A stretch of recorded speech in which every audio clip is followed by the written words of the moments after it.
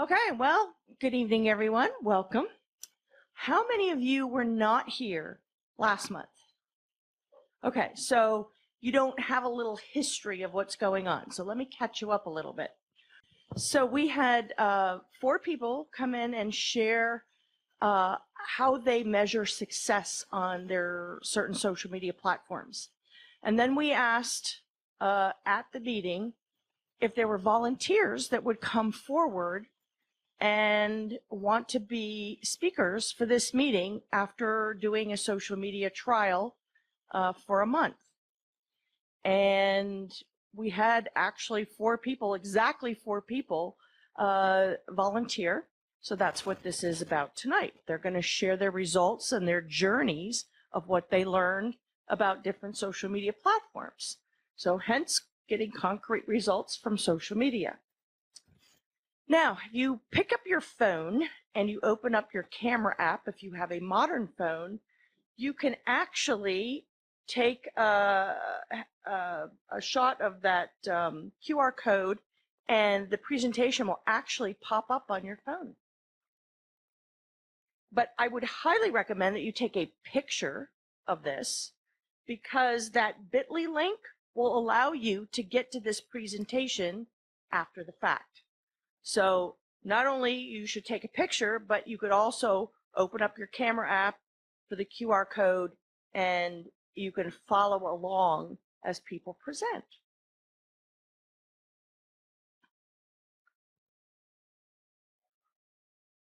Did somebody just learn some new technology? Cool. All right. So when you do things on Google, Google allows you to save a QR code so that you can do just that. But I then take the Google link, the sharing link, and I make a bit.ly so it's easy, to remember because there's a lot of things that are case sensitive. This is case sensitive, by the way. So you do have to do, capital S, M, and R. All right. Now I want to, oops. I was a little bit heavy on the button there. So we want to find out how many people found out about this event in different ways. So just by raise of hand, how many people found out by email? Okay, keep your hands up. 1, 2, 3, 4, 5, 6, 7, 8, 9, 10, 11. Okay, how about Meetup? Okay, 1, 2, 3, 4, 5, 6, 7, 8, 9, 10. Okay, Facebook? Nobody. Okay, Twitter? Nobody. LinkedIn? Well, 1. Okay, Instagram? Okay, word of mouth? 1, 2, 3, 4. Okay, 5. And other? 1. You don't count, Tom. Okay. All right. So that's just interesting. Don always says that email is what works. That's his premise. But we're here to talk about social media and if social media worked. So we want to thank the Consortium Advisory Board. Okay, Don Brown is over here. Pat Belts is not here. Mike Galante is in the back. Lydia is not here tonight, but she sometimes runs the WordPress Wednesday, which is next week on the 24th. Cody is our videographer. Susan Sullivan's not here. Tom Knoble is wearing the registration jacket at the back. And I'm Lynn Williams. All right, so the goal of the consortium is that we bring together the supply chain with the site owners, the developers, and the marketers. So the consortium's website, which is buckscountymarketing.org, it's a central place where the entire marketing and website supply chain can network, find each other, and ask questions of the entire group, helping speed up and reduce costs of time to success. We have 4 people that are speaking tonight on what they used or learned in their journey from a speaker from the last month. And Jeff Gibbard spoke, a little over 30 minutes or so on a whole bunch of different productivity tools. I think 36 of them. So Debbie Harding, I'm going to have her come up, and she's going to tell you a little bit about the two tools that she used.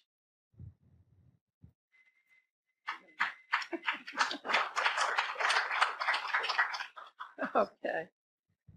A speaker I'm not, so bear with me.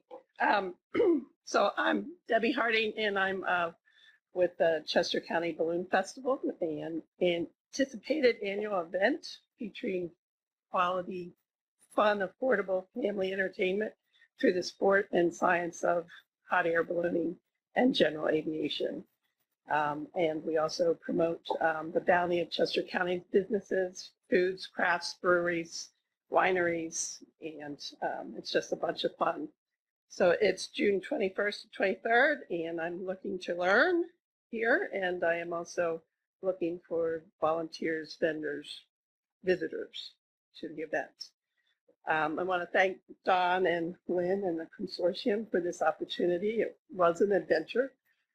Jeff Gibbard is very knowledgeable. I chose tools that I'm sure he didn't want to spend time teaching me to use. But what he did do, one of the conditions was that I speak to him over a website called clarity.fm, and it's a resource for startups. And you can sign up for advice from world-class experts. And I had my 15 minutes talking about a strategic marketing plan for the Balloon Fest. So that was cool. Measuring results on Jeff's productivity tools that he went over, I chose number 1 and number 2, basically to save time, increase productivity, and automate. And I chose and improve quality. So I chose, oh, look at that. Okay. But you couldn't do that. It's this. Okay. Okay. So I chose a website called Grammarly, and it's a neat little website. You put in your words, and it corrects for grammar and spelling and punctuation, writing style, gives you suggestions for better words to use. And I used it to do a cold call email to a potential sponsor, which got me a second interview. So because it was more polished and more direct. So that's that one. And the other one I chose was Drafts. And again, Drafts is a website where you can actually speak your words into the site, and if you want to make it list, you say list, and it'll do bullets, and you'll have a list. And I use that to make a list and send it to myself, so I would do it the next day, which was awesome. And I also potentially would like to use it to do blogs, because I take long to write, and this would be a really quick way to do it.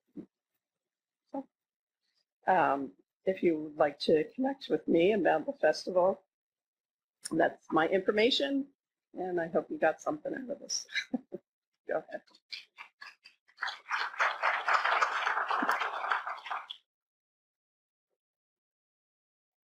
Did you use the paid version of Grammarly or the free version? The free. Okay. The paid does look better, but I thought I'd play with it a little bit more. Did you feel it was missing anything that you would have liked to have? I think it's a little bulky. I mean, it took me a little time, so I'm not very techy though, so I'm sure someone else would do that. Yeah. What did you have a? We use the free version too. Okay. Debbie, I forgot the tool that you used that you said you were, from Grammarly. You used it and it polished your writing and you got an appointment. Tell us about that. How did that work? Basically, I had a referral from a friend of mine, and they didn't have any idea of what the Balloon Festival was or what we're about. So I just did my elevator pitch and put it in Grammarly, and as I said, Did they not know about it beforehand? Or they did not know about it. So if you didn't use Grammarly and they found out about it, would you still have gotten that second appointment or that appointment? I don't know. Okay, so this was, they just got the message that you happened to have used Grammarly and then you got the appointment, but you don't know. I think it gave me the confidence that I was presenting Okay. more professional work. And where did you put I needed the woman there that does writing, right? And where did you put that message? How did you post it? Oh, it was email. Oh, you just sent it by email. Okay, cool. All right, very good. Right. Any other? And that's kind of cold calling. I mean, it's not, didn't know the person, so So you sent it to just the one person or to a group of people? one person. So you sent it, so you got 100% response. Correct. That's good statistics. Okay. Stick with that plan. I also have to say that we have been using Grammarly for our Facebook posts. There's a couple of us that get our theirs over there and their balloon mixed up. So it's just nice to put it in there, have it correct the most basic things that autocorrect doesn't catch. Yeah.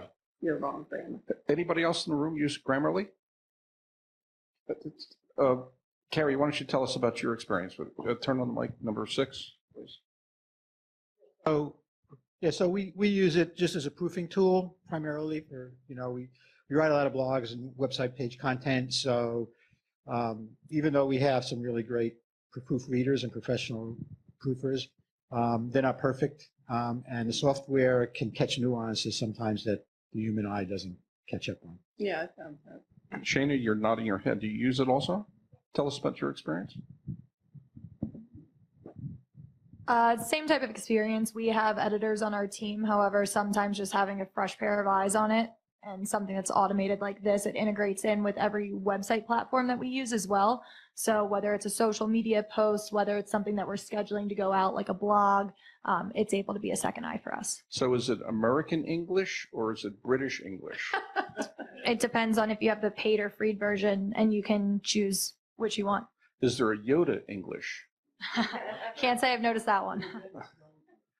There you go. Well, there's a reason we're asking that question. So you can actually select which language you want to use the Grammarly for? Yes. In the paid version, there's actually different translation options as well.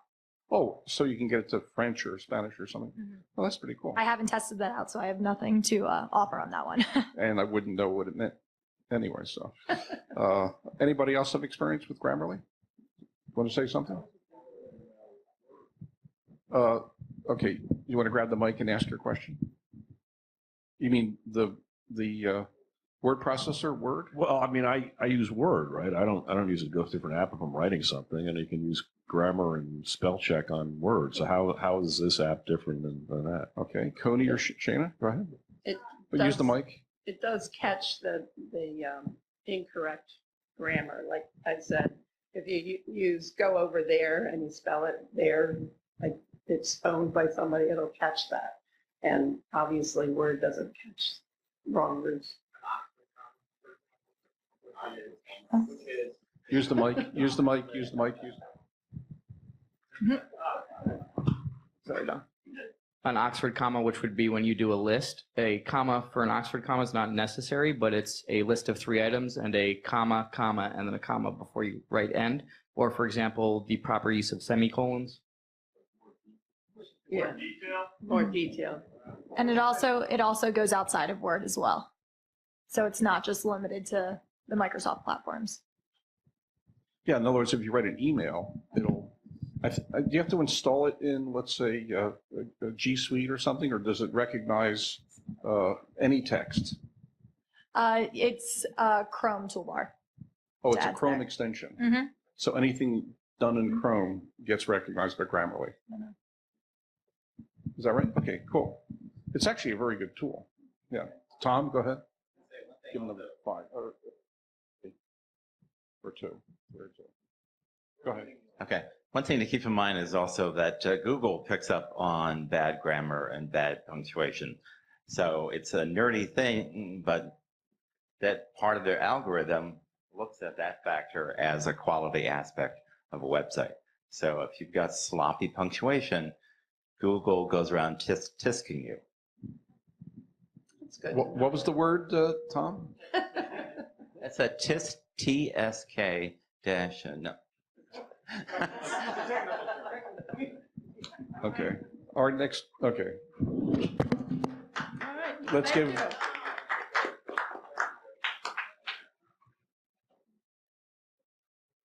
Okay, I'd now like to introduce you to Rhonda Okamoto, and she's going to talk about her journey on Instagram. She did not have one and does now. Round of applause for Rhonda. And she wore her sparkles for tonight. There you go. First of all, I want- Closer to the mic, Rhonda, please. First of all, I wanted to thank you for the opportunity to learn about Instagram. It is not my wheelhouse. My wheelhouse is more LinkedIn and Twitter. So Instagram and Facebook are actually my weakness. And the reason I actually chose Instagram is I was at an event, a company event, or I guess I should talk a little bit about my company so that you know what I do. I'm actually a independent agent for Legal Shield. We provide access to legal services, so families are empowered to know about their legal rights. Okay. Or move the mic. Okay. And my company that I'm working on the marketing side is ShareNode. What ShareNode is we help small and medium business owners acquire more customers, generate more revenue by using incentivized programs based on the NASGO blockchain. And I'll talk a little bit more about that. But the reason I chose Instagram, I was at an event down in North Carolina, and NC State canceled our Legal Shield event. So I was in the lobby talking to some people, and they were from the Strongest Man competition. It was in December, so it was their annual event, and all these athletes were from around the world. And the only way that I could connect with them was on Instagram, because they didn't do Facebook or anything else, and they weren't on LinkedIn.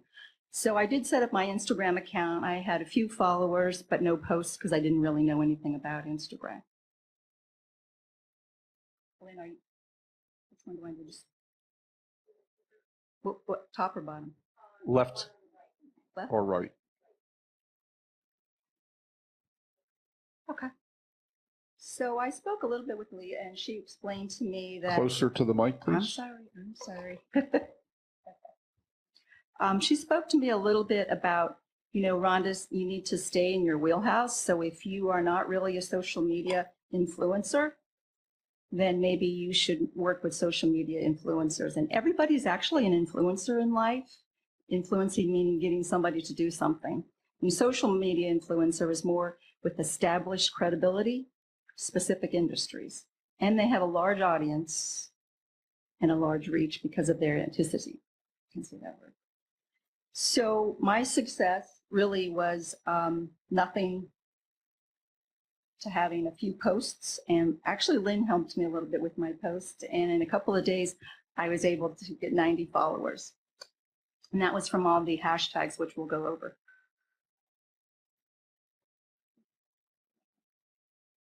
So that was the question. I said, should we try to be social media influencers? And I kind of gave you the definition of both. So it's not always a question of can, it's a question of should. And if you're spending your time doing things, doing anything that you could have outsourced to somebody else or partnered with an influencer at a lower effective cost, you're costing yourself money. So that's kind of what my take, but I have pros and cons for this. Every hour that you spend not working on tasks that only you can accomplish, you're costing yourself money. Your time is your greatest commodity, and you need to learn to leverage partnerships with other businesses or service providers, and I'll talk a little bit about that story in a minute. Especially in the online marketing world, like if you don't want to put things out there that don't look good or don't make you look good because you're branding yourself. My tagline is "Help me, Rhonda." Everybody kind of will remember me. "Help me, Rhonda" is a pretty good one. So what I thought about was focusing on the most important aspects of my business and finding other people to do the rest. What I chose to do is take a personal page, not a business page. On Instagram, you can have a personal page. And the interesting thing about a personal page on Instagram is it can be private. And guess whose private page I found on Instagram? My 19-year-old daughter had an Instagram since 2015, but it was private. So thank you for making me do Instagram. I found my daughter was on Instagram. It's not complicated and it's fairly simple.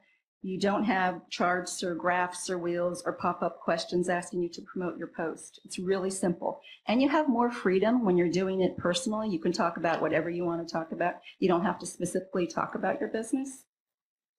And you can link to multiple Facebook pages, which I'm not really sure why you'd want to have too many Facebook pages, but you can on Instagram from a private. You can link to several different.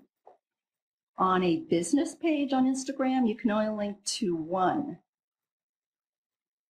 page. That would be your Facebook page. So that's what we're talking about, the business page. I would say that the most important thing that I found about the business page on Instagram was the Insights feature. And there you have the ability to track your impressions, your reach, and your engagement from within the mobile app, which is really effective for business owners on the move. Everybody always has their cell phone with you. So you have to think about Instagram as like having an online magazine. Lots of beautiful pictures, ads, stories, trending topics. So that's kind of what like a magazine is like, an online magazine. And because I don't really know Facebook, Instagram is very similar to Facebook. And if you're all familiar with Facebook, you understand they have ads. Well, apparently on Instagram, 75% of Instagram users will take action, such as visiting a website or making a purchase after looking at an Instagram ad. So you have to have a really strong call to action. And just like a Facebook, you can promote a post. What was really interesting that I found about Instagram on the business page was that you could have a story. So your story is just short trending terms or trending topics that are going on, and they last there for about 24 hours.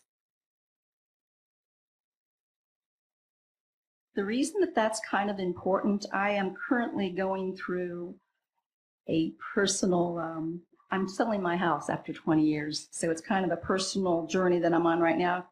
And so when I asked the people, the service providers, if they could tell me about other service providers, some of them did and some of them didn't. They weren't really able to refer me. But if I was on an Instagram page and I actually clicked on this hashtag, it says "getting my house ready for sale." It's actually a thing. I found, what was that? 35,000 posts about getting a house ready. And, oh, excuse me, getting a house ready to sell. That's what it was. It was 140 posts. Home repairs with 36,000 posts. The reason that that's important, you want to go where there's a little fewer posts actually, so that you can actually be seen. Because if there's too many, they have to scroll to find your topic. So the story is 24 hours, which was really effective. And so that's actually how I heard about Tiger Woods winning the Masters, was on Instagram. So that's kind of trending topics. So the next thing is talking about hashtags, and I really didn't know which hashtags I wanted to do. So Lynne helped me a little bit, and you need to think about your topic bucket, like really what your industry is. For example, As an entrepreneur, I try to help women. So instead of just doing entrepreneur, I wanted to women entrepreneur, because entrepreneur has 40 million posts. Women entrepreneur, 252 posts. So you really have to put some time and effort into what hashtags you want to actually use. And you want to organize your hashtags. Rhonda, Yeah. tell us what a hashtag is and what it does. Okay, so a hashtag would be like a keyword search, like a keyword. Like I was telling you, I didn't think there would be anything about getting my house ready to sell. And that was actually a tag on Instagram. And how do you find that out? You go into I didn't get to that. You actually go into the Instagram website and you can just put in any words and things will pop up, suggestions. There's also other entities that will do that for you as well. Later is another tool that you can use. Later. Later, Later .com?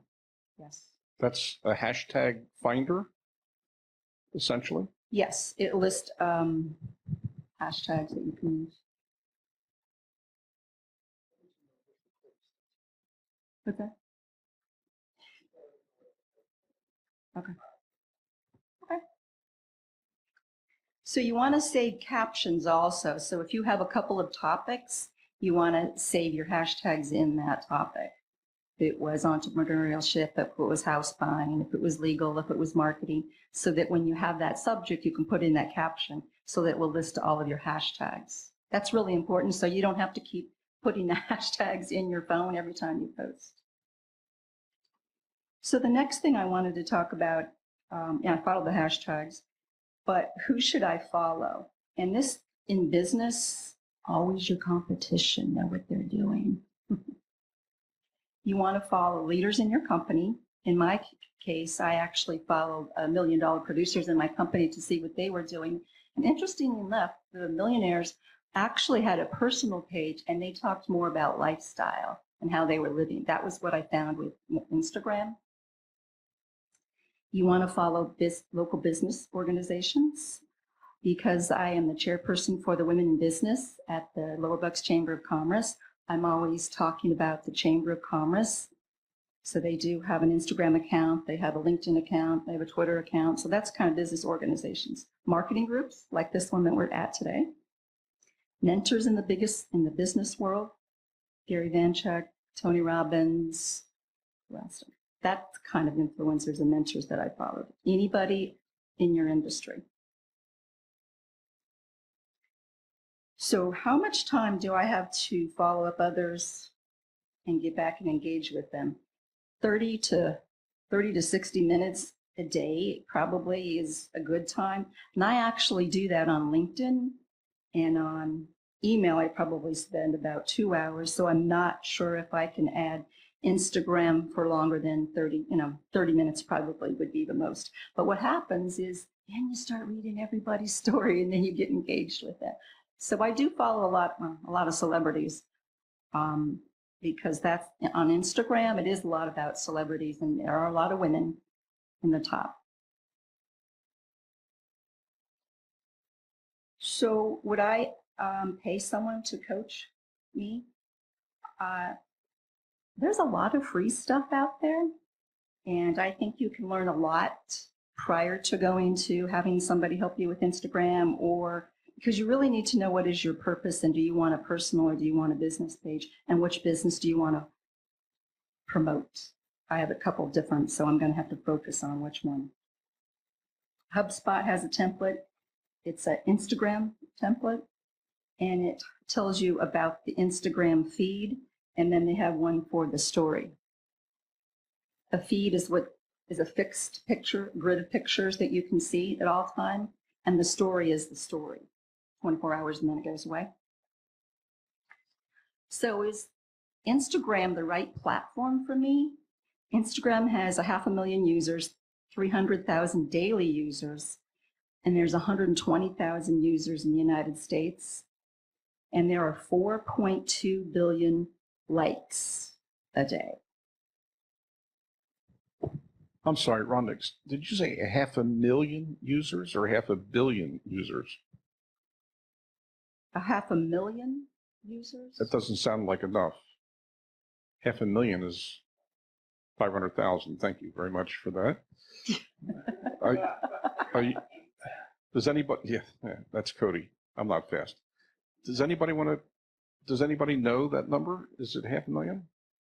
All right, Sheena's looking it up on That's what Google. when I was researching this, and then 300,000 daily users, which 120,000 are in the United States. Is that what your numbers say?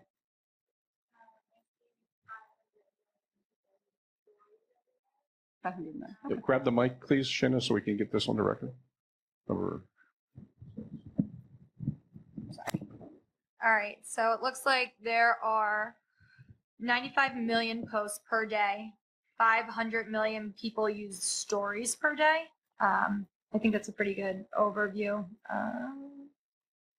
What was the other statistic? Oh yeah, mine was weekly. The Oh, and 4.2 then billion was weekly. 1 billion people use Instagram every month. Right. I'm sorry, mine were. So what I found out about Facebook and the difference, Facebook is for news on family, friends, and local events, lifestyle, but Instagram is not necessarily for friends and families. It's more on brands, lifestyle, company services, new ideas, seeking inspiration, and more creative people, artists, musicians, celebrities, movie actresses. So Instagram has creatives would be for your work, Kathy. So Instagram has 10 times higher engagement with brands than Facebook, 54 times Pinterest, and then 84 times Twitter. And what I found about Twitter so far is that a lot of people aren't updating or really posting anything to Twitter, the people that I've actually been following. So I've noticed a lot of people that I follow are actually leaving Twitter. And the one person of influence that I follow on Twitter, which I'm in New York, was the ambassador of Malta. And that's very interesting because Malta is the first blockchain island. So that's why I was kind of interested in following him. So the thing about Instagram, it's all beautiful pictures. And you have to keep your feed up and videos. So if you're not good at doing videos, it might take you a little bit to get used to that. But the one thing that you have to have is a strategy for why you actually posted those posts. A lot of people sometimes forget that. So a social media influencer, Shana, is micro. They're very good because what they actually have is credibility. You trust them. They know what to do online. We don't necessarily always know everything, what to do online. And there was a study by Forbes, reports that 92% of consumers trust an influencer more than an ad or a celebrity endorsement, and 84% trust them more than friends or family members. And content on Instagram builds relationships, engaging relationships, not just a like. A like is a like, but you really need to engage people. And what I found is on Instagram, people from all over the world were following me, not necessarily people in my local area. I had a couple guys from Russia connect with me. I don't know about that. Did you use Grammarly to communicate with them? No, I didn't. I got about 30, 40 followers in one day, so it was kind of hard for me to go back and engage everybody because it's a lot of research, looking the people up and stuff. I'm not really sure I want to talk to people in Russia. I don't know. I'm still working on that one. Okay, so there's my Instagram. Maybe they want to buy a house. No. The Russians, I mean. Oh, okay. So that's my Instagram handle, Rhonda Okamoto. I didn't think of anything. I think you should use your name. People know it. You've been using it your whole life. So that's what I used. I use Rhonda Okamoto on Twitter, and I use Rhonda Okamoto on Instagram. And I did add my LinkedIn URL as my website. And according to Lynne, you want to make sure that your LinkedIn URL has your name in it, your correct name, and not something that LinkedIn made for you. So please follow me on Instagram. You will see actually the first logo, which is ShareNode, Just the little green one down there. That's the marketing company that helps businesses get more company, and we use blockchain technology and mobile apps. And then in the purple one is actually the event for today. And the one in the middle. And then the one on the end is Legal Shield. Again, my results, December 2018, no post and 3 followers. I actually got to meet the strongest man in America, too, that champ. I can't think of what his name is right now. I got to meet him at the event. And then in March 2019, 3 posts, 10 followers. Then April 11th, I went to the Lower Bucks Chamber of Commerce breakfast meeting at the Bristol Theater. What was really interesting, and if anybody lives around the Delaware River, you know how the river gets a little high? Well, I didn't really realize that high tide happens in Bristol. So I took a picture of this duck was floating in the river, and he was almost on the sidewalk because the tide was so high and they had the little buoy. That got like a lot of people. I don't know, like pictures. They like to see scenery. So that was kind of interesting. But that wasn't really my business. So then I posted more information about my company, ShareNode and Legal Shield, and that actually got me 30 more. It's 30 for each company. So that's how I was able to get 90 followers in less than 10 days, actually. So the things that I learned basically were that on Instagram, if you actually have it on your phone, there's a menu bar at the right, the top right, and you can track your numbers in sites. My goal is to have 100 followers every month going forward in the future.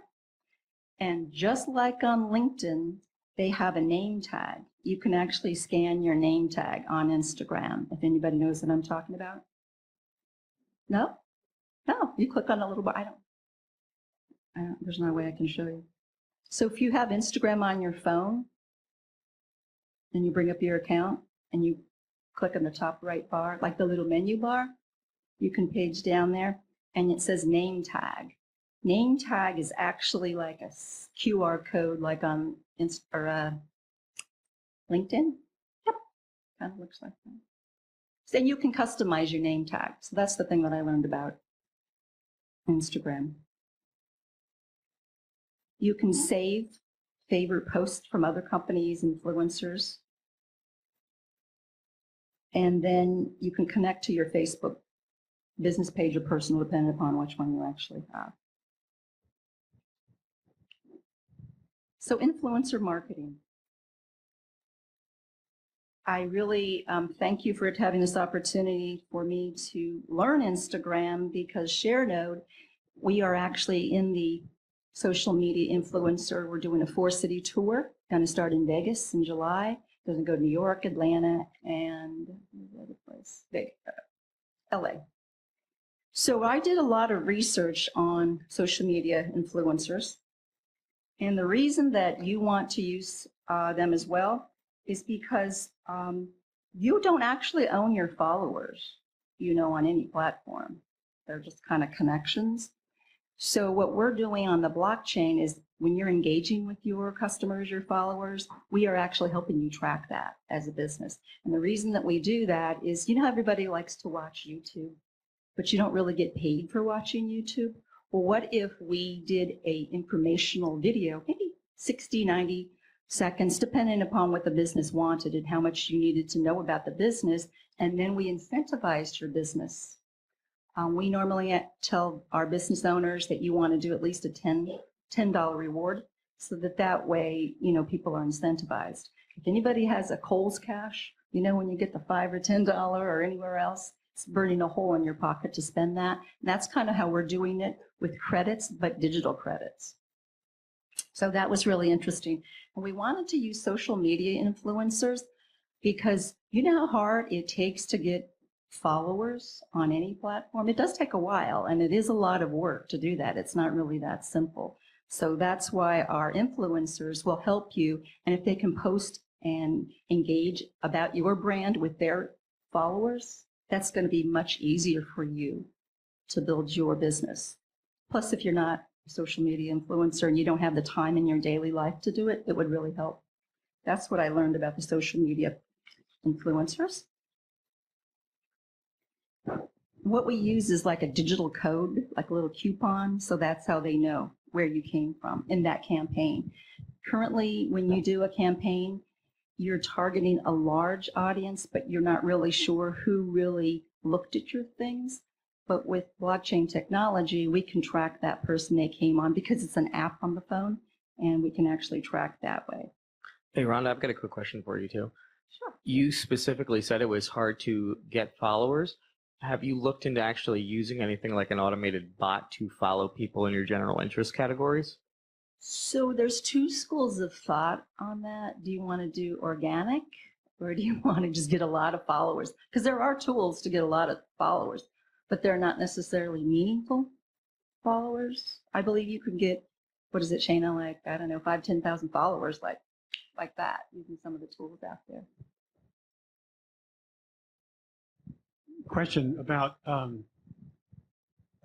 staying within your niche. For example, Cody said something about using a bot. Well, if you do that, do you need to be concerned about if you're staying within your niche in Instagram? Like, you know, if you have a certain business you want to be recognized in your genre, so to speak. You know, do you need to use a certain amount of hashtags that are in that particular niche each time you post, so you're recognized as? Can anybody answer that question? You can use up to 30 hashtags. But again, what if that subject had, you know, thousands of posts? How are you going to stand out? You need to be more specific. In my personal opinion, it really depends on what your bot is trying to do, because if you literally have no followers and you're looking for exposure, then yes, any number that you're going to be able to get and attract that's within your niche. So for example, like doing blacksmith type stuff, because that's a very niche market, for example, anybody who does those sorts of things, you're probably going to come across other people who are in that specific niche. Somebody else who does technical writing, I guarantee you that's not that large of a category that you couldn't find at least several other individuals within that category to connect to. Yes, go ahead, Mike, number 3. Use the mic, please. Mike. Yeah, I am. I'm on it. I had a question on stories. As a user, I find it a little frustrating because they seem to just go by, and if there's something I'm interested in to stop, they don't seem to pause. It'll flip over to the next story. And I'm wondering, is that just me, or? You do have to tap it. And it should pause when I tap it? Well, yeah, when I tap it on my phone. Okay, because I was just playing around with it, and it just flipped to the next story sometimes. Okay. No, I do agree with Cody that, you know, people in your genre or whatever, you will find them. One of the posts, or excuse me, one of the hashtags that I used was cryptocurrency and blockchain. And I know that's where a lot of people found me because blockchain and crypto are one of the more popular hashtags. So Rhonda, you said before you got about 100 or 90 or 100 new followers. Is that correct? Yeah, in 2 weeks. So was there any concrete result from that? I mean, other than having 90 or 100 followers, did something happen with those 90 or 100 followers? I'm still following up with all the people. And how are you following up with them, and what are you hoping to achieve? Well, a couple of the guys want me to direct message them, so that's why. All right. Is that a personal thing or a business thing? That was my personal page, but no, I know it was the Russians. It was the Russians. Well, you'll be our ambassador. You can be the consortium's ambassador to Russia. How's that? Okay. And it actually happened. Remember, now I have to look at my phone if it was actually on the Legal Shield side or if it was on the Share Node side, the post that they liked. But what were you trying to accomplish? What was your goal? Awareness of my two companies. I don't know if I can find that quickly or not. Also, by the way, now that we've had a quick little discussion on that, I'd love to hear on what the experts use, whether or not they use any sort of automation specifically for followers in your own business, and why or why not.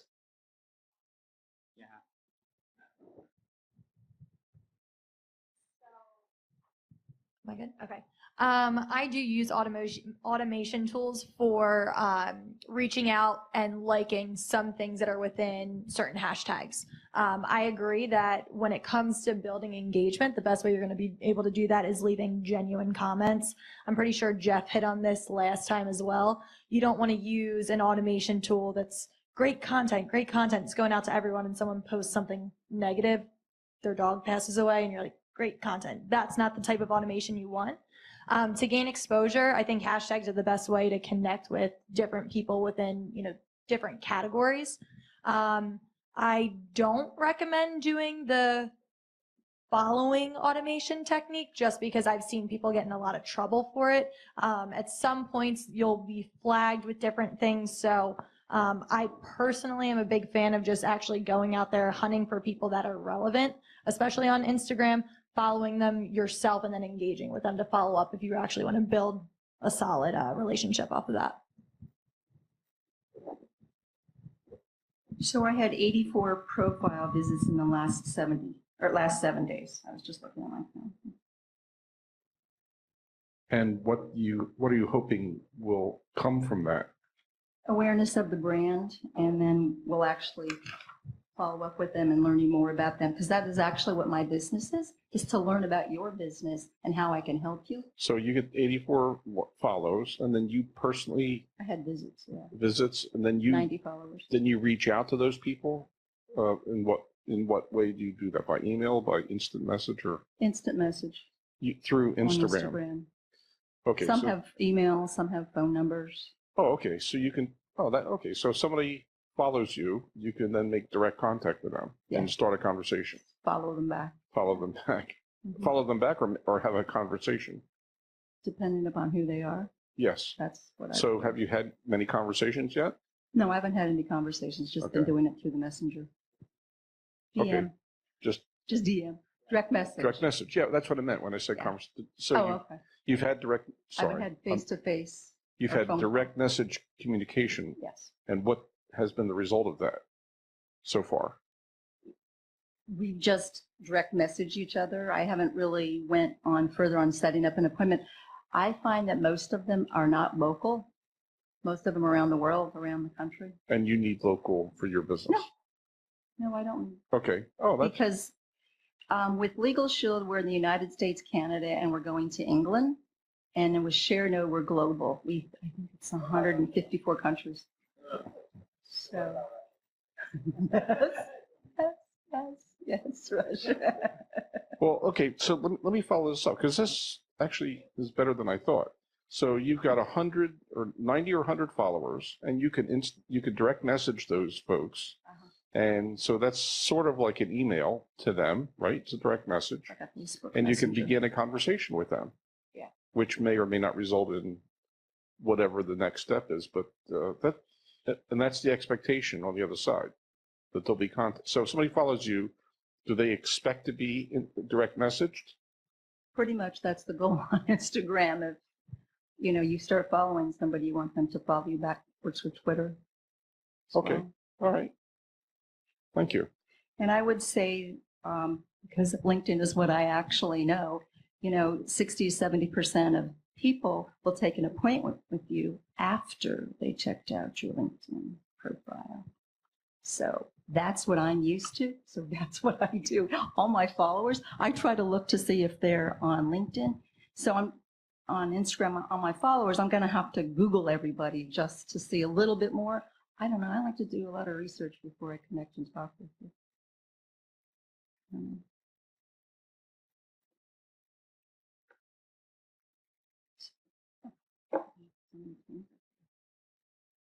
So in the influence marketing, there's earned, shared, owned, and paid media.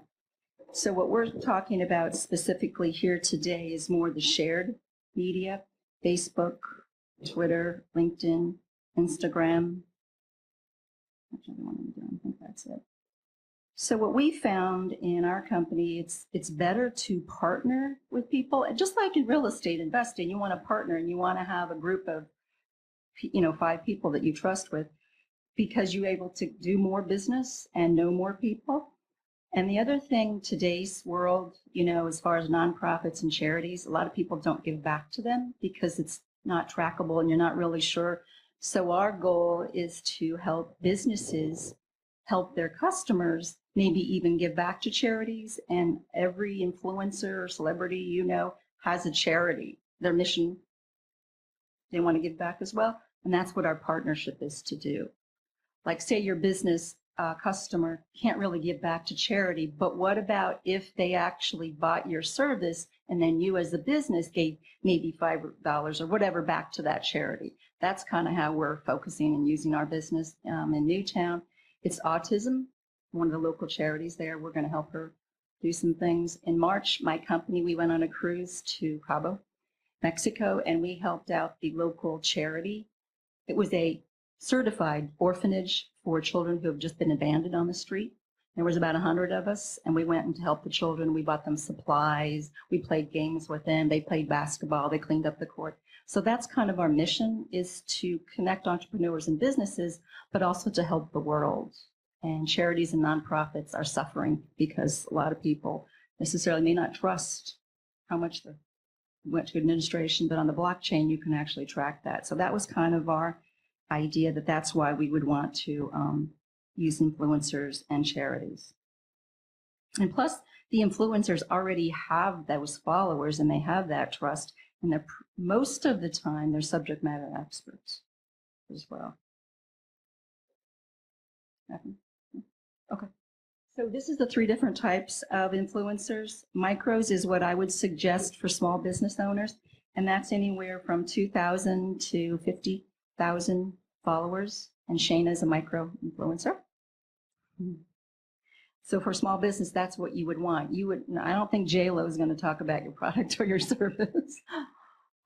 So that was my thought on social media influencers and Instagram and my experience with Instagram, and I will still work on it. I'm still not a Facebook person, so there are some challenges for me to understand about the posting and the boosting and everything, but I do like mobile apps because all of my services are mobile apps. So, any other questions? Yes? Grab the mic, please.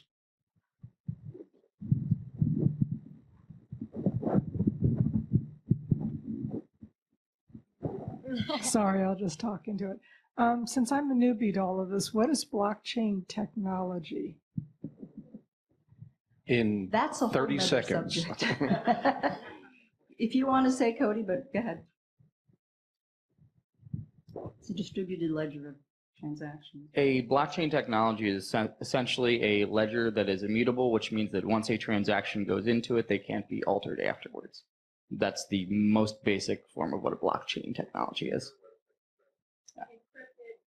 Encrypted. There's again, he said 30 seconds or Yes, less, which 30 is why I seconds. gave it just that one. So the ledger that you would understand is the bank ledger that has all your deposits in your checking account. That would be the ledger that you would understand. Except for bank ledgers, Are they typically have, centralized. they're centralized and they consistently have issues where they're wrong, Yes. which is why there's not a public banking blockchain ledger, because you can't actually send them back. So all they do to actually correct them is they send transactions back and forth and they're like, sorry, you sent us a couple $1 million that you weren't supposed to, and they send them back. The only way for a blockchain ledger, because it's immutable, is to have the receiving party make sure that they've agreed to it.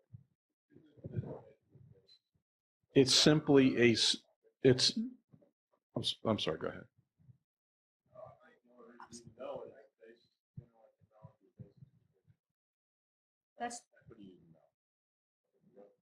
That's the first use case.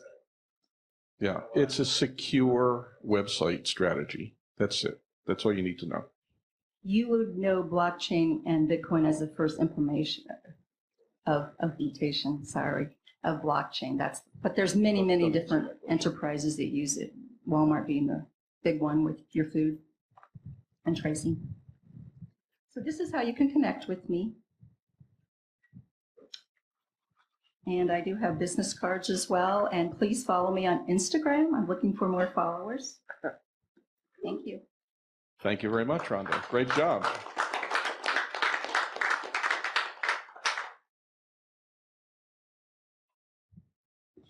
Okay. I'd like to introduce you to Javan Kontz, who was coached by Shayna Steichen. Yay, Shayna. Okay, and he's going to talk a little bit about Facebook. Here's your clicker to the right. Good evening. Thank you for having me.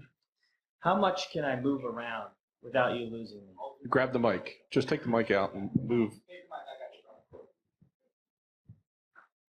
Just don't stand in front of the screen. Okay. If you say so. So, the exits are back there, and there's a bathroom to the right. So I've got a little, I'm going to tell you a little Actually, bit there's about. an exit right there. It says There's an exit. exit here as well. Yeah. I'm going to tell you a little bit about myself. I'm going to keep this fairly brief. It's an overview. I'm not going to tell you how to use Facebook because I'm probably the most illiterate young person you'll meet with technology, which is why I'm here. So I'm going to give you an idea of how it worked for me personally. And if you want to use it effectively, I'm going to give you the whole game right up at the beginning. Be specific. Don't just generally throw stuff at the internet and hope it comes back to work. Be specific. And Shayna, I give her all the credit. She's fantastic. And folks like her who are experts can really accelerate you to reaching your audience, which is the goal. I should be about 10 minutes, so my full time will depend on how many questions are asked. And I'm like a Presbyterian preacher, so I have 7 closings, and they're about half an hour apart. Do we have to say amen after every 30 minutes? Yes, a hallelujah or an amen will be just fine. So a little bit about myself. I have a background with the military. My formal training is as a registered nurse, and now I run a landscape design company. It's a non sequitur. So the reality is I have no idea what I'm talking about at the end of the day. Facebook to me is a magical place that I don't understand. So I'm going to help you guys see the concrete results by walking you through what we did together. So Shayna is successful, and she sees growth and engagement in her clients. So she coached me for about an hour and a half over a couple different periods of time, and that was extremely helpful. It works. For me, success was brand awareness, and specifically growth and engagement on my Facebook account. That's what I was looking to do. Up until this point, and I'm just going to throw a little number out here, over the last 2 years, my budget every year for marketing is about $68,000. So I think that's a lot of money.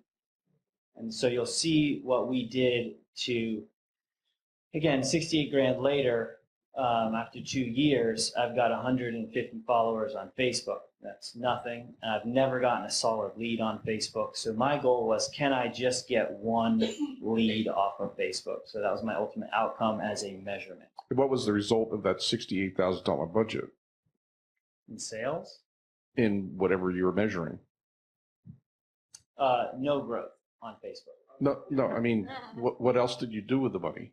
Oh, a lot of things. I sent out mailers, very high-end, thick, high print mailers. We do videos, we do YouTube, we do Instagram, a lot of Google AdWords. So if you can say, it's a private company, so you may not want to say, $68,000 in marketing resulted in what was your top line for plant, top line sales? I wouldn't be able to share that. More or less than $1 million? Close. Okay. I'm spending money on people to operate Facebook. That's correct. I was not buying ads, nor were any of my people purchasing ad space on Facebook. Tony, you have to use the microphone. All right, I'll shout louder. No. Use the microphone. He's very convinced he's not going to use it. Okay. So I'm gonna push back a little bit here and say I'm not the smartest person in the room, and it's likely I have nothing valuable to share with you all. and we'll go from there. You can't go, you can't go lower, your expectations can't be lower than. Yeah, I'm using, Our expectations using can't be lower. Pushback by Dan Karamanic. That's which I right. highly Yes. recommend. I was waiting for that. Quality lead generation that leads to any financial return on my investment. That was my goal. So I don't love this slide because it's very wordy and it's confusing. So I'm going to overview it by saying, what can you do on Facebook and does it work? You all are going to read the slide anyway, so there's no point to me reading it to you. We did all of these things except for I tried to pull people from Facebook onto my website. If you all visit my website, we have a super high-end website in my personal opinion. It's very nice. It's very visual. People give us a lot of good feedback on it. So I would have liked to put a Facebook pixel on there to track how many folks that came onto my website came from Facebook. I didn't quite get there. So that is something that's up in the air. Other than that, we'll keep moving on. Any questions?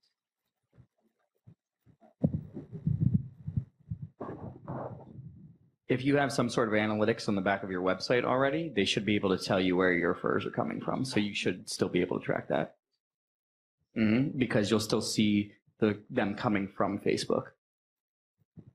You're absolutely correct. And my well-paid marketing folks did not get that information to me in time because I didn't ask early enough. So that's reality. Okay, so I'm going to tell you what I did before I showed up here. I did this myself. I walked away from last month's meeting and I said, you know what? I have no idea what I'm doing. I'm going to do a Facebook ad because I've heard other small business operators do that. So I ran it from March 23rd to April 2nd. I set it up by myself. I specified an audience. I spent $200. And the ad performance after I was done with that tells you this information on the left of the screen. The amount of people that it reached, the impressions, who saw it, who could recall that they saw that ad, and who clicked off of the ad to my website. Do you want to clarify any of that? Did I misspeak any of that? Nope, I think it all sounds good. The one thing that Use the microphone, please. You might as well just hold it from here on out. I will clarify on. So estimated ad recall, there's a bunch of different things that go into formulating that number, but basically what it is, it's Facebook's way of predicting how many people are able to recall your ad after 48 hours. So how much did it resonate with the audience that you were working with? How do they do that?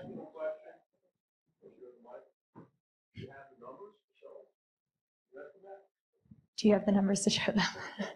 No, I showed up without any concrete results. In due time, in due time. So there are a lot of ways that Facebook goes about showing this. Basically, it's based off engagement. It's based off of what they do after they see your ad, if they click to your page, if they click on any of your other posts. So it's a combination of things.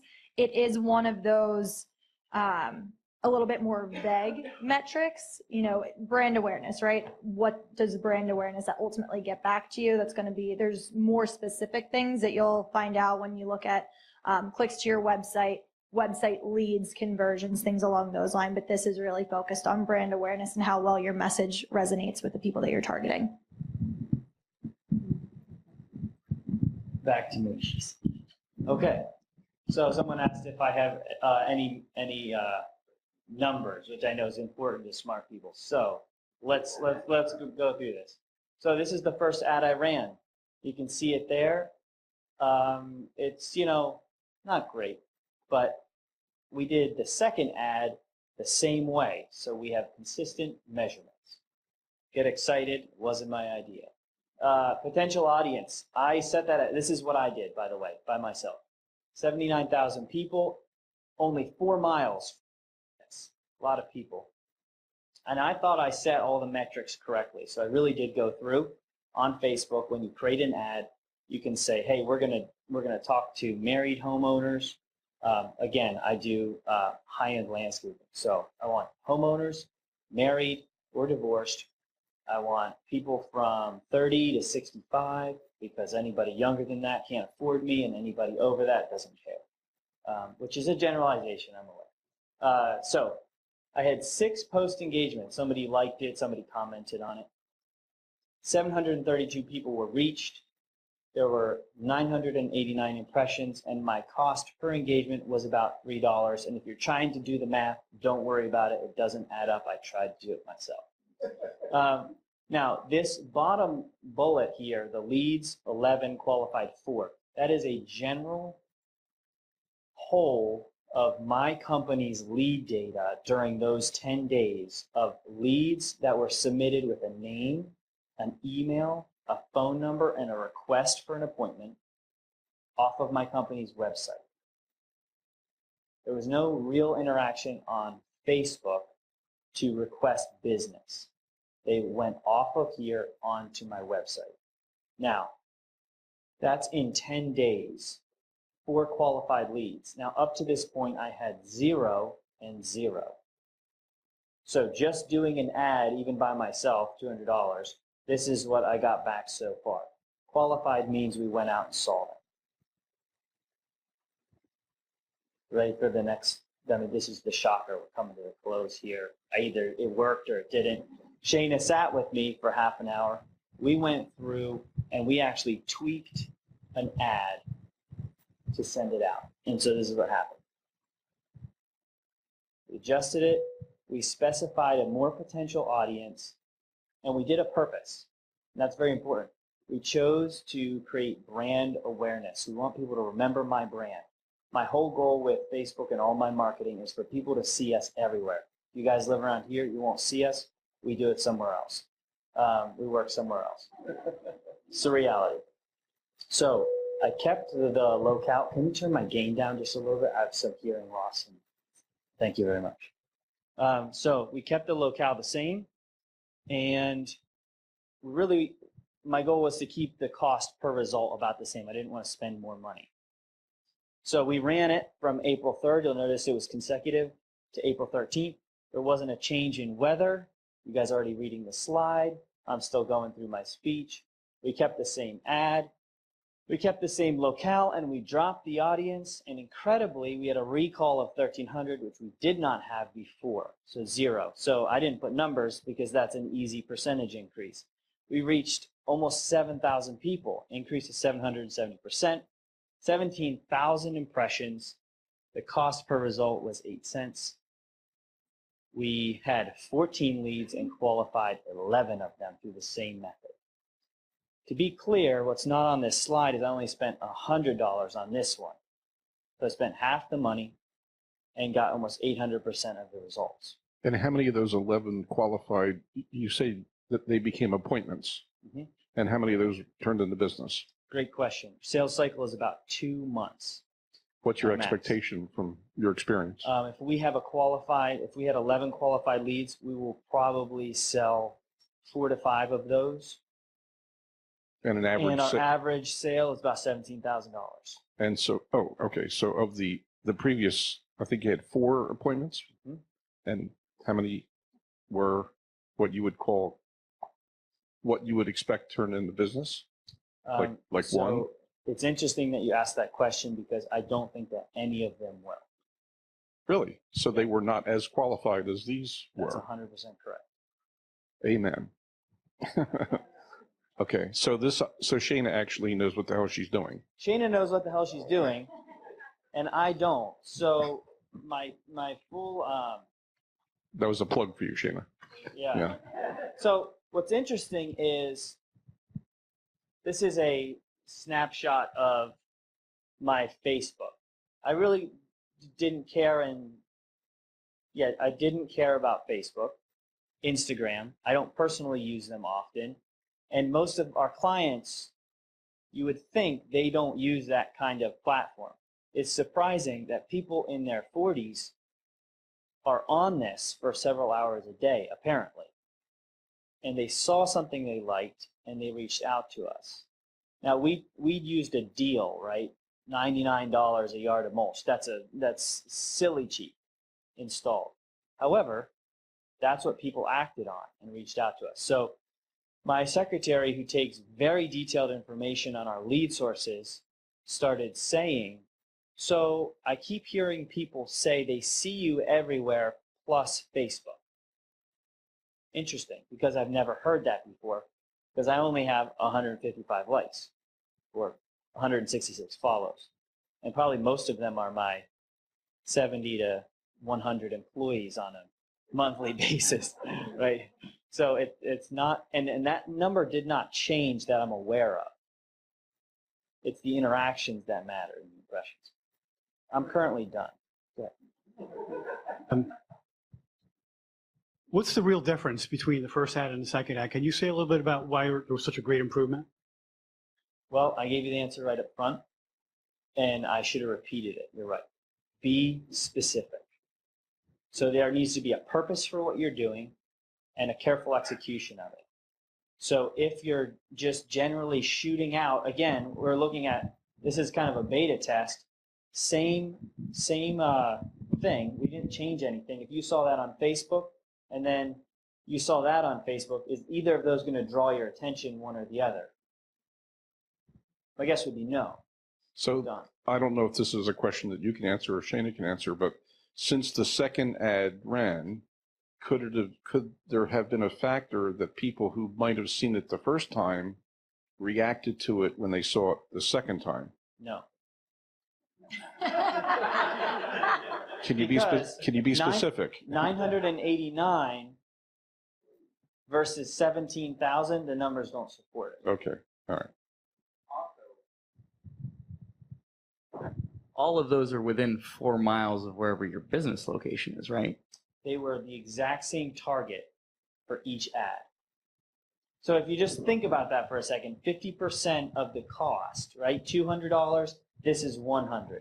Same ad, same location, right? Everything's the same except for using Facebook ads specifically, the way they're intended to be used, which was a little beyond my. Obviously, I don't get it because I'm not seeing what the difference is. What drove the difference in the delta in the performance? Want me to speak to that?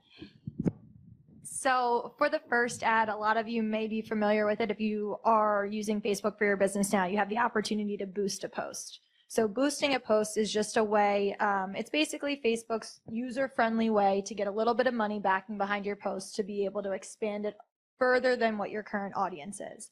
What we decided to go in and do is actually use Ads Manager on the background where you have much more capabilities as to what you want to do. You have different objectives that you can choose from. So this is why we decided to look at brand awareness and really just target the local community. We also added in, while the location was the same, we added in a few extra audience qualifiers, which is why we see a drop in the potential audience. It's actually a more qualified audience. So you're not wasting money on people that weren't actually going to be investing into whatever your service offering is as well. So did you change the demographics or the psychographics the second time around? We added in a few more interests, and we may have played around with behaviors. I forget exactly what we do, but there were a few additional interests that we added in specific to what the offering was. Whereas in the original one, it was really just focused on the location.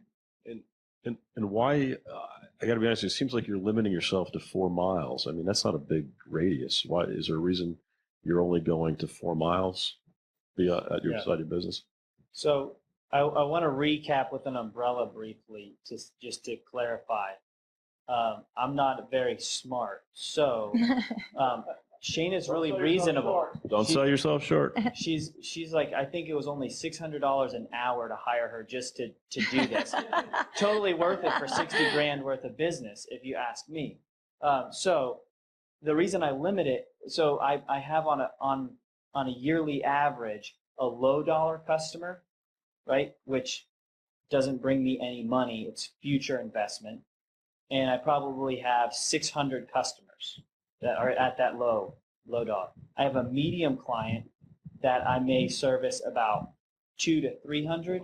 Then I have a profitable customer where I have maybe 45 to 60 a year.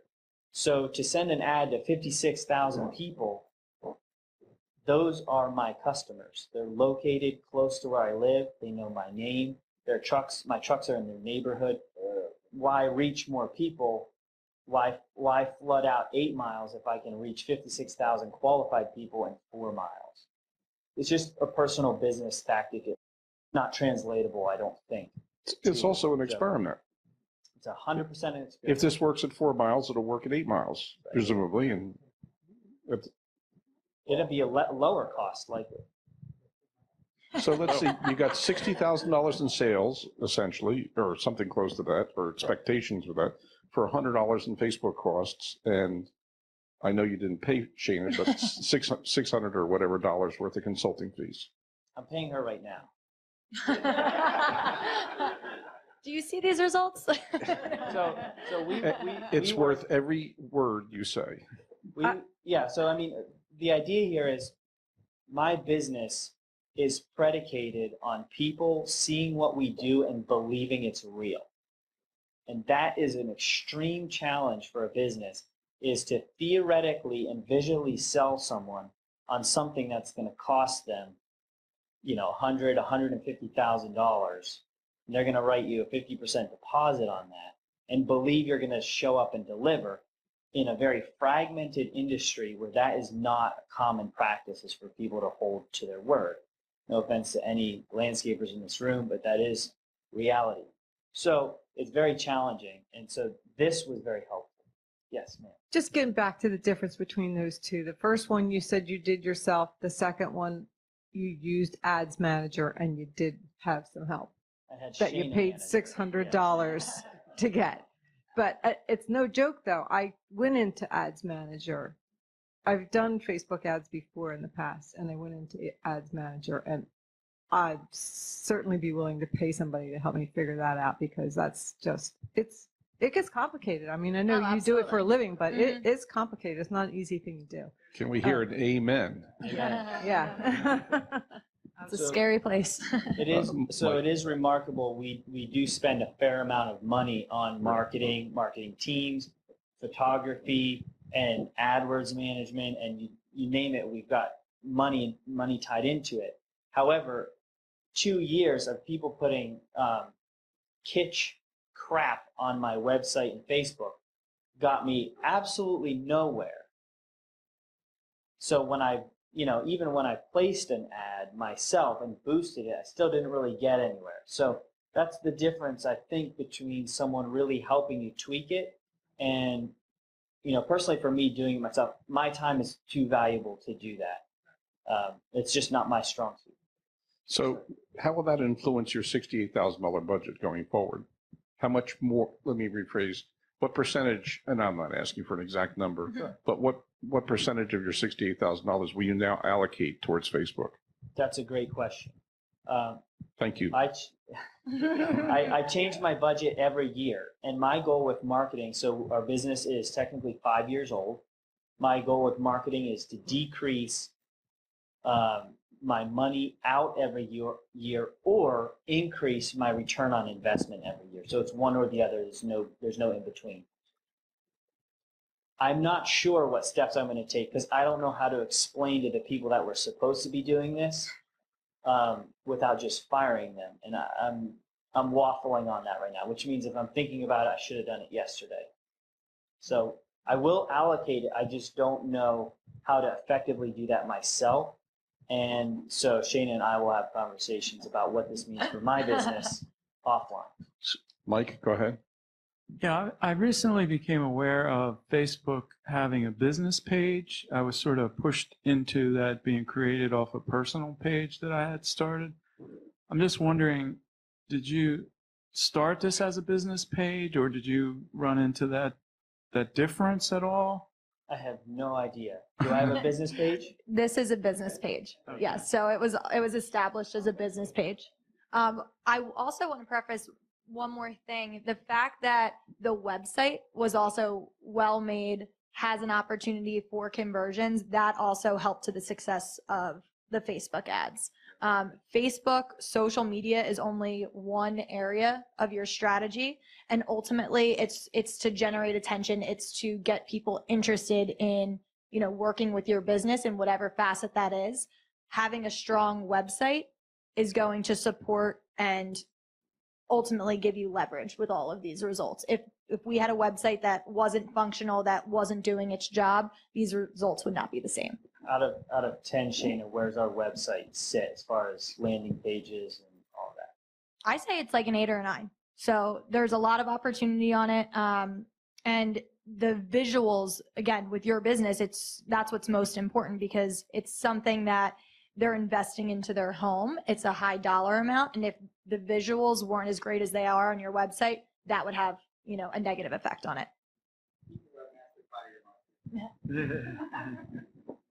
I was told, because I hire people to do my social media marketing, I was told my Facebook page is what gets people to my website, and my website is what they buy. So it's just the introduction is what I was told. I agree with that. My current belief system, which is completely uneducated and unsubstantiated, is that marketing and drawing your customers in is not a lead bullet, it is a shotgun. We're doing a little bit of everything, and we're beta testing each little. You guys probably aren't going to follow me with the gun analogy, and then it'll get edited out. It's called a silver bullet, not a lead bullet, but okay.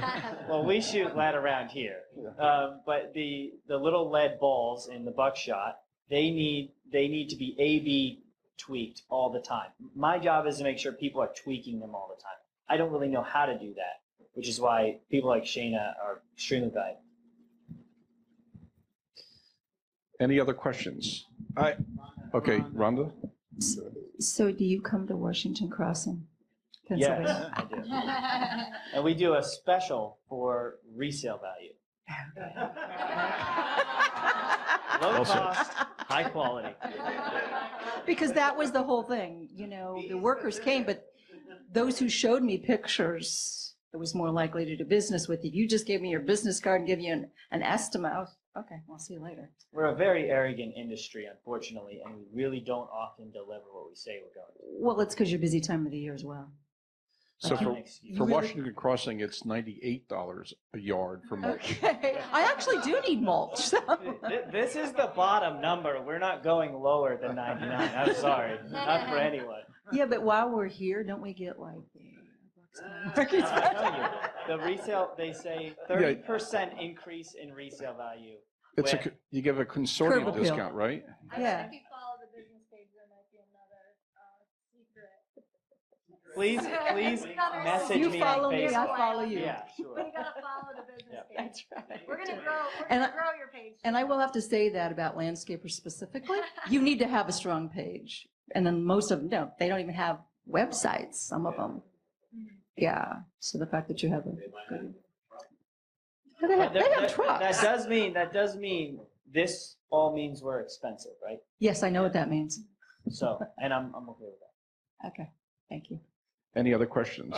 Hopefully I'll make this quick. I do want to preface to set up my question. I mentor, as my group does, people who are limited resources, limited financial resources, limited knowledge resources of social media.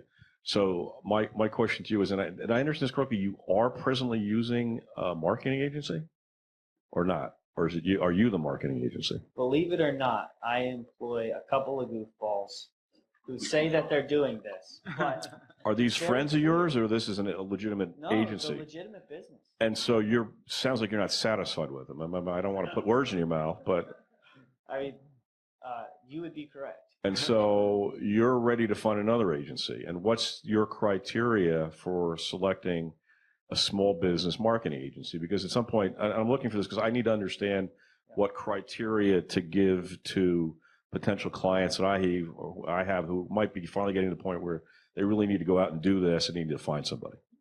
Great question. So I have to make those decisions weekly, monthly, and yearly. How do we qualify the people we work with? Number one is a brand alignment. And that was my mistake earlier this year when I switched agencies. I switched agencies because the old agency was so good at websites, they stopped doing social media. So I was forced to pull someone else in. Because of the market adjustment last year that occurred, which in the building industry didn't occur, but in the outdoor services industry was a dramatic adjustment because of the weather, I looked to save cost on that year.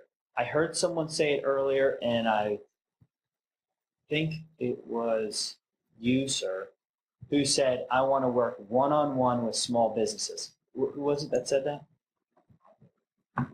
Back here. So someone said that, and I perked my ears up because that's what I want to see. I can't stand the large firms that smack stickers on your website and Facebook and just throw content. We had that last year. So someone who's interested in throwing high volumes of content, I'm no longer interested in. So I cut from 2 to 3 posts a week, which if you look through my Facebook, there is just post after post of failed graphic and failed photography and wasted money last year, as opposed to this garbage graphic that honestly, it's what it is. It's total trash. But somebody threw that together, my new marketing people, and it worked not because of the graphic, but because it was designed to work with Facebook and not just another buckshot into the wind.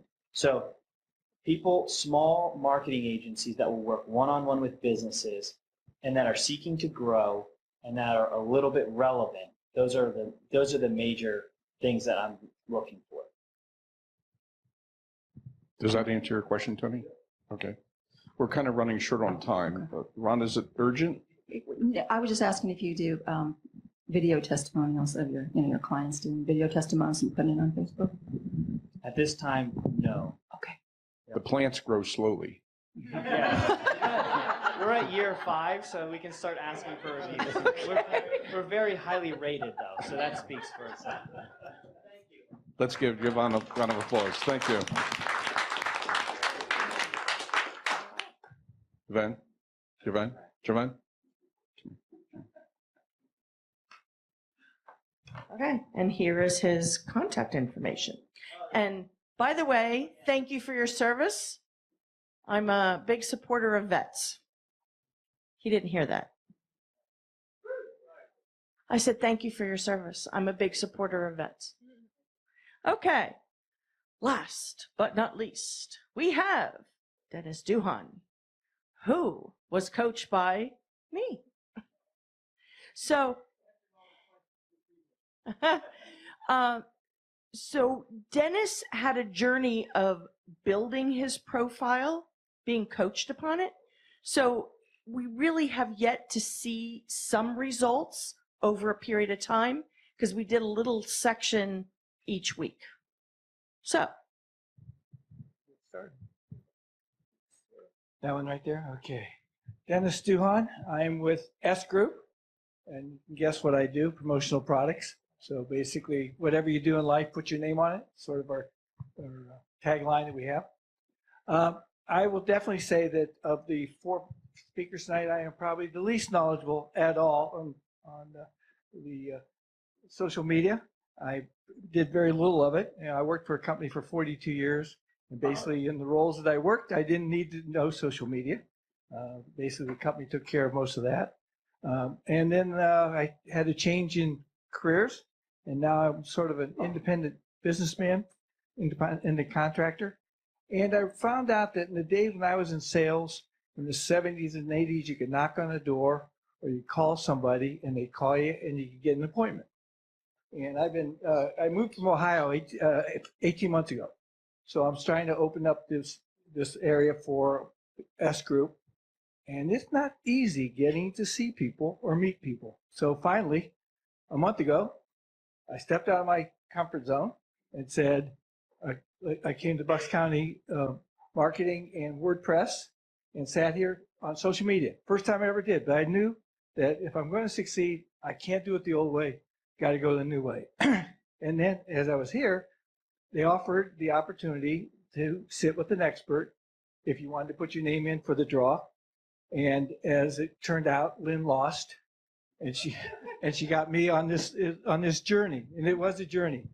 when you don't understand the jargon, it made it very difficult for Lynn many times, I'm sure, to try to communicate with me as to what it is she wanted me to do. But she did state and worked very hard with me and spent a lot of hours, and I do appreciate it very much on what we did. So we're going to talk a little bit about what that we did. You're going to see a lot of before and after on what we did on the LinkedIn page. First one is the picture. It's interesting. I went onto a site. Lynn, I actually attended Lynn's on the March 26th up at Stacks, LinkedIn research. There it is. And you'll see that later. I just can't remember anymore.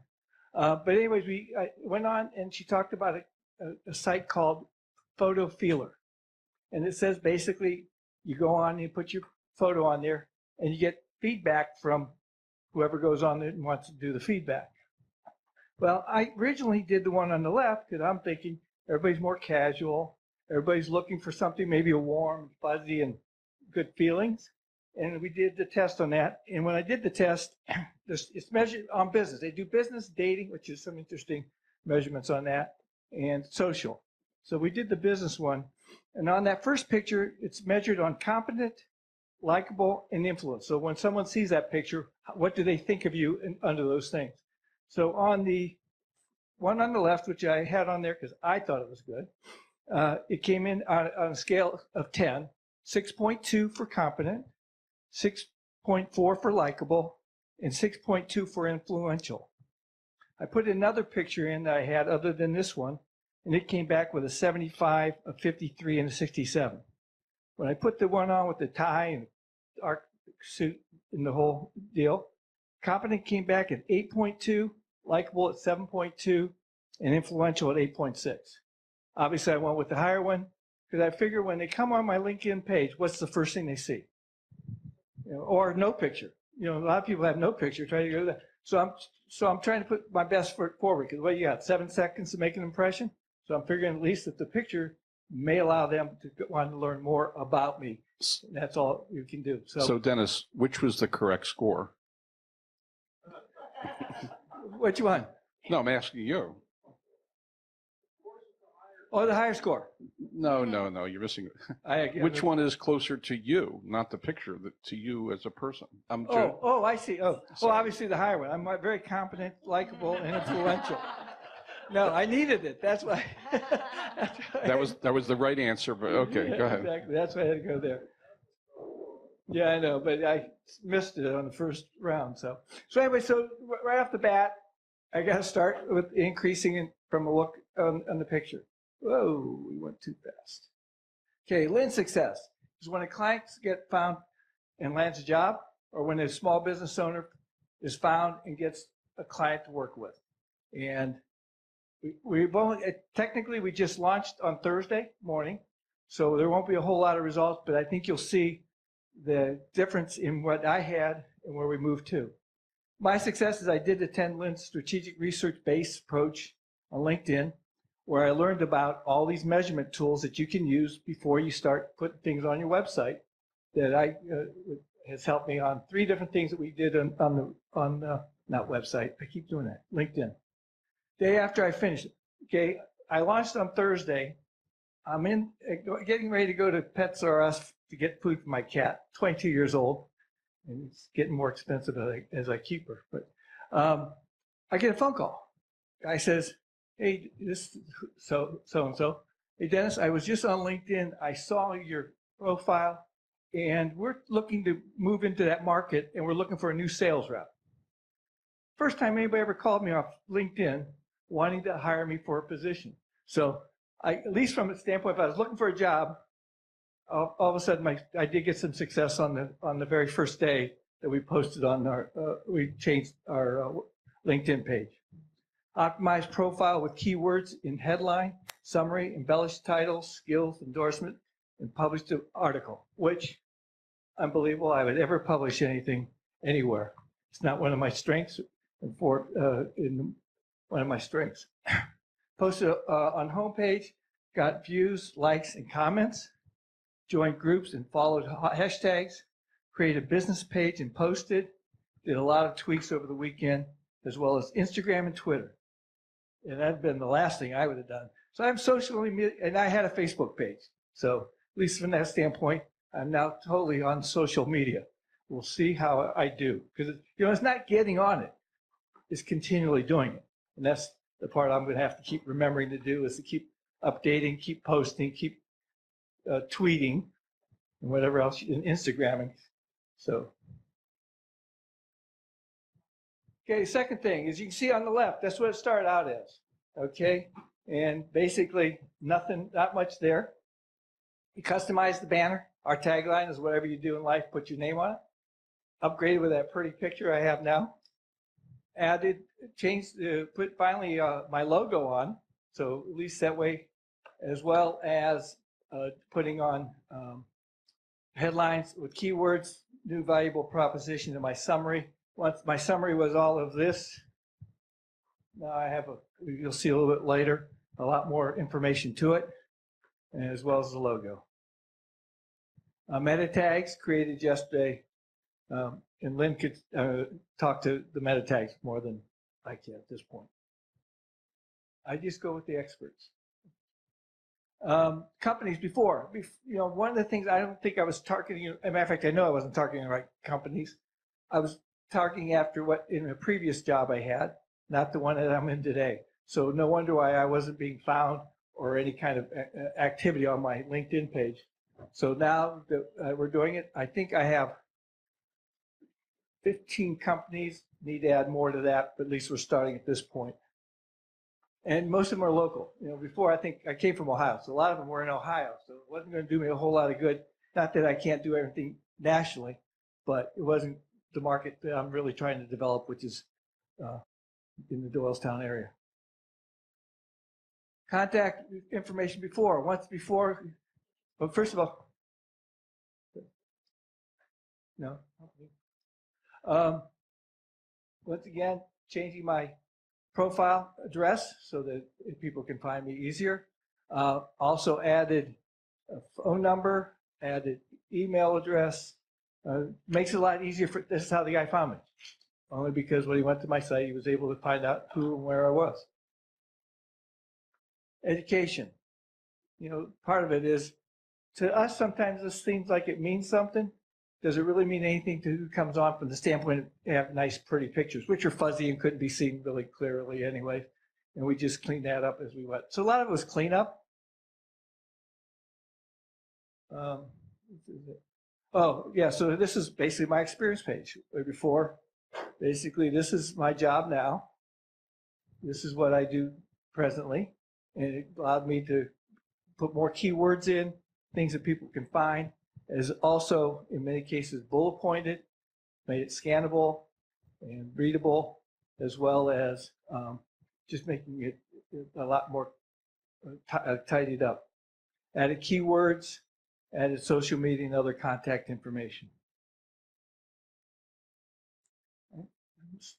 Heavy there. Once again, another one. This is my previous company, but once again, and I should know better. I hate reading paragraphs. I'm more of a bullet point guy myself.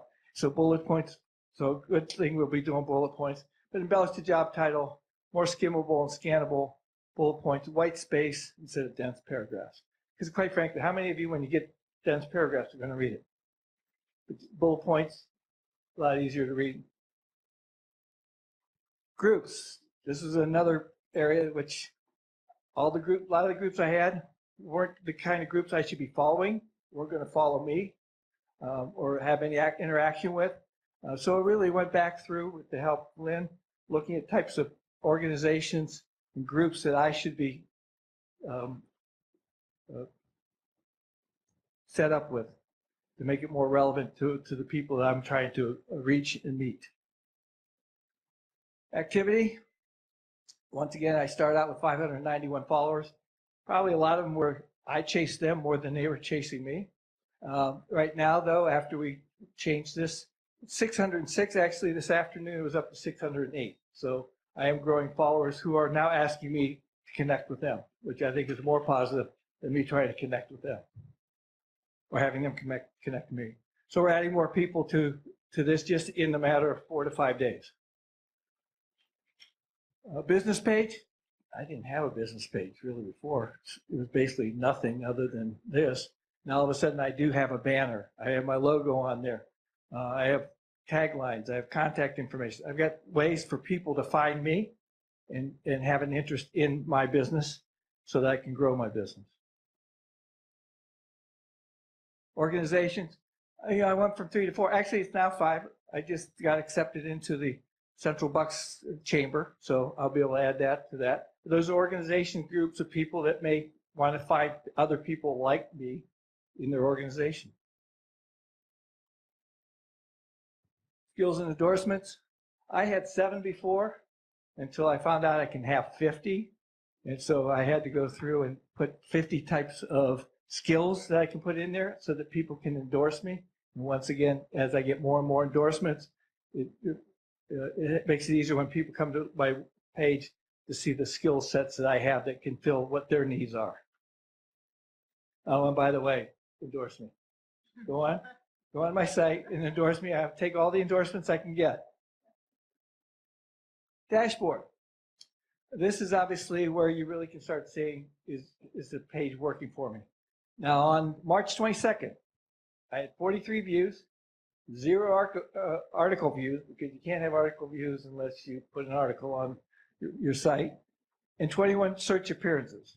As of yesterday, or actually as of today, that number now is 63 views, 65 article views, and 19 search appearances.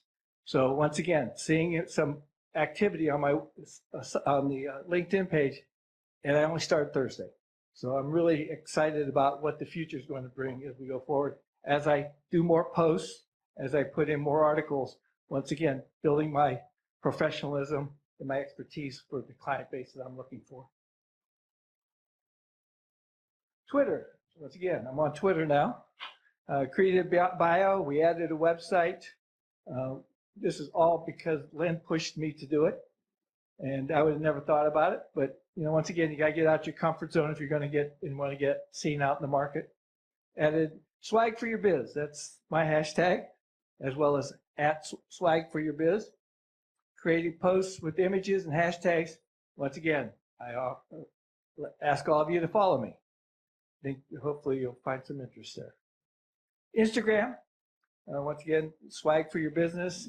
Created a bio there with emojis, added tagline and website, added hashtag swag for your business, created 2 posts with 30 hashtags. Once again, follow me on those who are Instagram people. Homework, see, and she didn't stop just because the assignment was over. She gave me homework, which are all good points for me. One is to get recommendations. I have all this now, but I have no recommendations. I need to work with the people that I work with to try to get more recommendations. Once again, people like to see that somebody else has used you and believes in what you do. Take pictures of my customer. I thought it was like, duh, I should think of that. So whenever I sell something now, I'm going to take the picture. Once again, it shows what I'm selling, shows the type of work I do, but it also builds up my customer. And what other customer doesn't like to know that they've been, that they get more exposure on the website or on their, on LinkedIn. Write articles as a blog on my website. Problem is I'm a private, our website's handled by a company. I'm just an independent contractor. And right now I don't see where I can do the blog, but I am going to try to drive more business, at least from my LinkedIn, to the website. Because once again, somebody made a statement about websites. That's, I think you did something about websites being where really the selling gets done. And using a headline analyzer, which then gives you kind of a rating on what words to be using in your headlines to gain more attention as you go forward. And then posting groups to provide educational and informational posts without selling is the key part. No one wants to always be sold, but can I bring them more information that they may not know about promotional product, type of products, or types of things, that how it can help in their marketing plans, programs. So from a guy who only had a email address and a LinkedIn page, I now got a lot of stuff and a phone number. Now I'm visible in the marketplace in a lot of places. Building a lot, I'm still trying to learn about hashtags, okay? I'm hearing all about the hashtags, but at least I'm starting out there, and Lynne has done a great job. And I will tell you, extremely hardworking, She stayed on me very much, but very willing to tell and explain to me and mentor to me why we were adding things, why we're taking things up. You know, it's like when you don't know anything about it, you can kind of start getting some information. You get a little bit more confident in what you're doing. And at this point, I'm very happy with where my LinkedIn's going. I'm looking forward to what it's going to be doing for my business. So that's the end. Very good. Dennis, thank you. Rhonda, go ahead. Turn on. How many followers do you get now? Or, requests to connect, I should say. Well, I on mean, LinkedIn? in the last 4 days, I think I've had about 6 or 7. Okay. And how much time are you spending on LinkedIn daily? Well, now I've been spending a lot of time only because we've been trying to get it up to date. I always look because whenever time you get the notification button on top, I'd look at it at that point. I want to start using it now to start checking or trying to find more people that would be compatible for me to work with. Do you know your SSI score? Did you do it at home? Oh, okay. So the answer to that is no, my expert over there. Your SSI score is your social selling index score on LinkedIn. Oh, that's right. We talked It's about good to know what your score is because it changes daily on if you engage with people, if you connect with them, and like you said, thought leader writing articles. That's where I fall down. I need to write more Well, I did articles. the first time. I did connect with somebody. I used to run an internship program for the company I was at. And there's a guy who's the Internship Institute. And I just connected with him and wrote, hey, I'd like to have coffee with you. It's a passion I have with helping kids get to the next level. And I just got a response back from him today.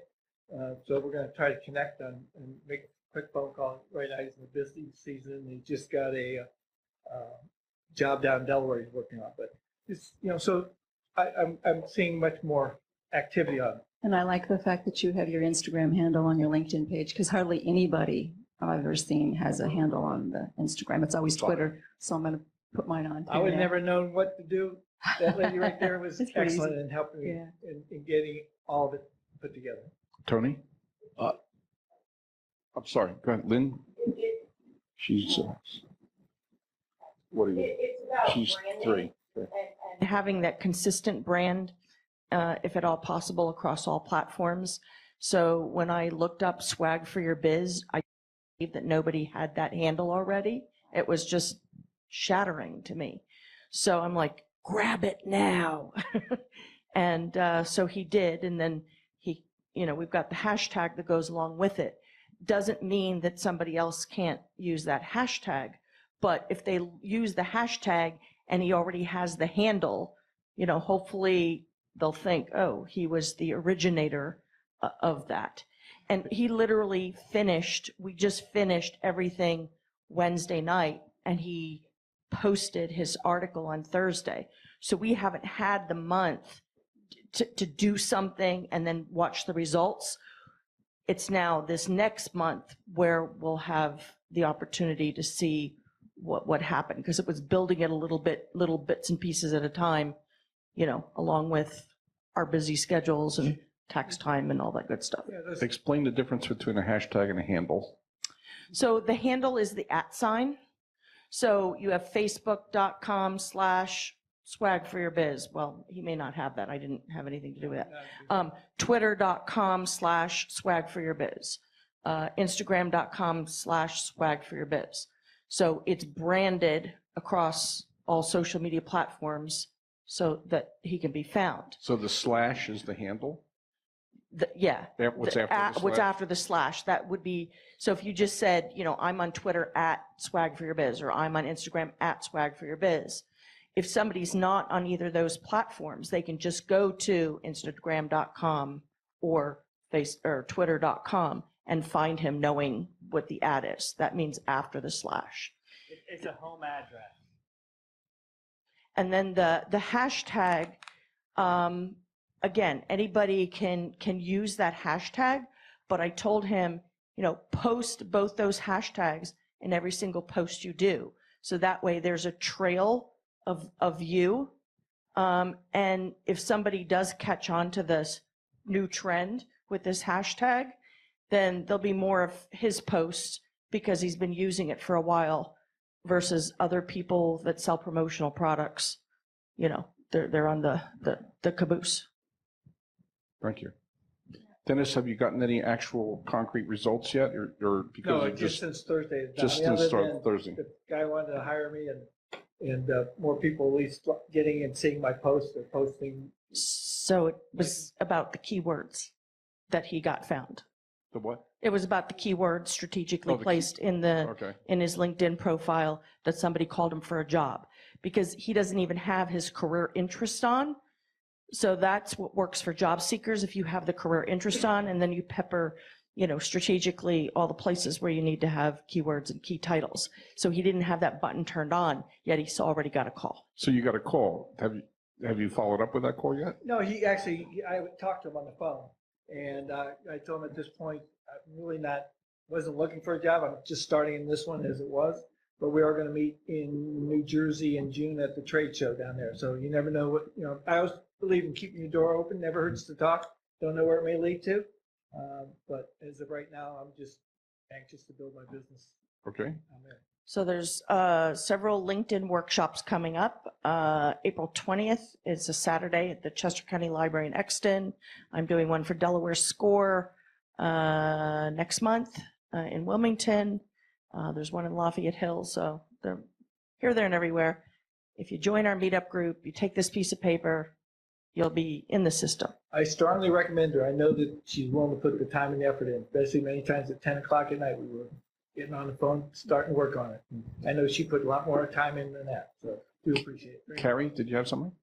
Yeah, so somewhere in the middle of your presentation, you brought up the word target companies.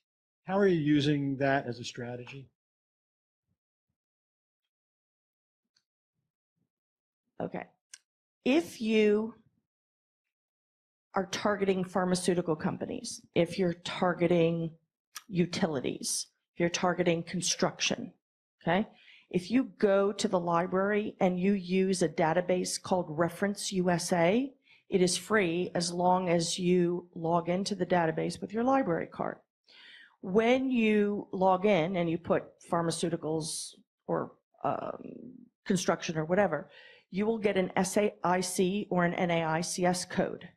So with an SIC code, that's standard industry classification. With an NAICS code, that is National Association of Industry Classification Systems or something like that. So if you wanted to find out other companies in construction or pharmaceuticals, you'd put in that SIC or NAICS code so that you can see who's in your demographic area. You can do it in a radius of, 10 miles or 25 miles or county or whatever. So you might discover companies that you don't even know about. So Jerry might be looking for interior designers. So he's going to go in and put in interior designers to find that code so that he can target names of companies that he may not otherwise know about. So it's part of the research. Yeah. Dennis? Oh, okay. By the way, LinkedIn Sales Nav works equally well without using the SIC code. I've always found the SIC codes to be really, what's the right way of saying it, inaccurate. I also use Boolean searches because I don't have Sales Navigator. So I try to help people for free on free platforms. So give them free tools. I'd like to thank very much the Bucks County. Can I ask a question? Yeah, only if you use the mic. I thought I was using the mic. You're trainable, Tony. I am. My wife thinks so too, but not real well. So are you planning on proactively using LinkedIn to do lead generation? I will do it a lot to research the people I need to research within a firm, and then at that point reach out to them through other mediums. So you're looking for names, or you're looking for information about specific individuals? How are you planning on doing the lead generation research? How am I planning on doing it? Looking at the companies we're talking about that I'm looking at in the area. Some of the lead generation will also be, my company is also doing email campaigns. I will then use those people's names and addresses and information that I gathered for those type of things. So Tony, why don't you ask a question about the campaign that you're trying to start? Email list campaign, like we talked about. Well, I mean, I'm not sure it's directed to LinkedIn. But, it's one of the many tools. Just describe what you're trying to do. Well, I mean, we're trying to get more clients always. I mean, it's always everybody's trying to get more clients, and so the probably the best way to get new business is referrals. I think somebody already mentioned that here. So we're looking to potentially take our mailing list and simply ask people for referrals. Do they know anybody who could potentially use the services of SCORE, the organization? So, but I had always been led to believe one of the benefits of LinkedIn was, a business-to-business application that you could potentially go out and mine leads. And I don't know exactly how you do that, but I think I was always the impression that was one of the biggest. It doesn't have to be business to business. Well, no, every person on LinkedIn is a human. Most other, as I understand it, and I have very limited understanding, most of their social media apps tend to be more B2C, where LinkedIn has got the reputation of being B2B. But you can use it to find a human. Well, a human in a business, not necessarily. It could be a human because being a consumer in LinkedIn, or even just. I suppose, but I would think the value. Again, this is my understanding, limited understanding, is the value of LinkedIn is it's the best business to business app that too of all of the groups out there. But and that you would try and generate business leads through. You could use it for that and for more. And Lynn is about to say something. Yeah, I look at it as H to H, human to human. It's about meeting people here in person, establishing relationships with them, and then taking it online. You understand what it is that they do, and you never know who knows who, and who could be a connection to you for your next job, your next client. I write weekly articles for Vista.today, which is a Chester County publication. So if you go on my LinkedIn profile down to publications, you'll see a whole bunch of little tips. And the last one was how to make an introduction request. And I gave an example of B2B, informational interview, and one for a job seeker. So there's lots of information, and it's the world's largest professional platform with over 610 million people. And if you look at the demographics, it's people that are very well educated and make a lot of money compared to other platform. Huh? LinkedIn. What was the name of it? LinkedIn. Oh, you're referring to LinkedIn. Okay, Yeah. Sorry. Yeah. So actually, the concept of referral is something we haven't really talked about much tonight. Thanks, Tony, for reminding me. So Javan, for example, how many, if you don't mind me asking you, how many people do you have in your current mailing list, your database, if you grab the microphone? I think Tony has the mic. Or about 187. Okay, 187. So you should ask every one of those 100, you should have a campaign asking each of those 187 people for at least one referral. Review, what we can do better, referral, more work. Amen. Are you rewarding them for referring or for filling out the referral? $98. For mulch. We like to give people $125 off of their next service. Draw them back. Right. Or he drops off a bag of mulch on their driveway. On their driveway, he just drops it off as he drives by. Can I make a comment about LinkedIn? Like, I was limited. They told me that I need to buy the paid version of LinkedIn because I have over 1,500 contacts, but I can only do 300 searches a month now. I'm limited. I can't. On the little round picture up at the top, on the top dark bar, it says me underneath. There's a drop-down menu. If you go into the quick help section and you type the keyword commercial limit, it'll tell you all about that. So it's not from the 1st to the 31st of the month. It's when you actually signed up for LinkedIn. So if you signed up for LinkedIn on the 16th of the month, then your commercial limit is through to the 15th of the next month. So if anybody needs any assistance to use the LinkedIn Sales Navigator, which is the premium service, I have that. If anybody needs help, just ask me. I'm glad to help them. I'm helping Jerry, for example, and I know I've helped others. I'm not sure they're in the room. I know I helped Dennis. So if anybody needs a list of people for a specific subject or task or what have you, just ask me and I'll be glad to help you if I can. Don? Except for you, Rhonda. Can I give a testimonial? Can you get a testimonial? Can I give a testimonial? You mean right now? Yes. Sure. And it's for Lynn Williams. Hold on. Let's get you on video. Okay. You're going to stand up? All right. Yes, So go to the podium so we can get the light on your beautiful face and your sparkly sweater. Don't go away, Dennis, because we haven't given you a round of applause yet. I wanted to give a testimonial for Lynn Williams. She actually spoke at the Women in Business meeting at the chamber, and so she gave us 5 simple steps for everybody who hasn't really worked on their LinkedIn profile. And I kind of took your message, Dawn, and the next time we have a meeting, we're going to implement what Lynn told us to do. And one of them is skills and endorsements, because most people don't have endorsements on their LinkedIn. So I just wanted to give Lynn a testimonial that she really helped us women, and we're going to help each other by looking at the profiles and seeing what else that needs to go on there. So thank you, Lynn. Thank you, Lynn. And let's give Lynn a round of applause, please.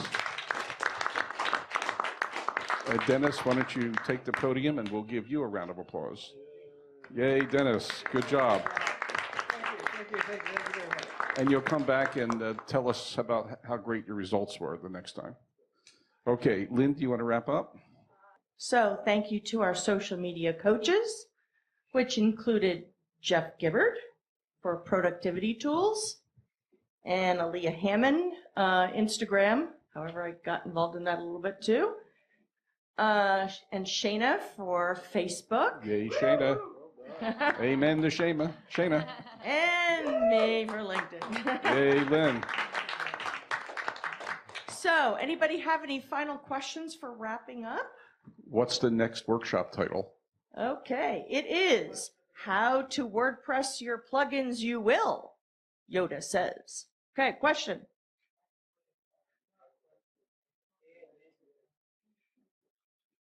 Use the mic, Mike. Hello. I just wanted to mention on Instagram, there is now IGTV, which allows you to upload longer form video. And it can be integrated with the posting of the video as well. Like you can put a 1-minute post on the post section and a longer form video in the IGTV part of it. It's relatively new. Cool. All right. So thank you all for coming.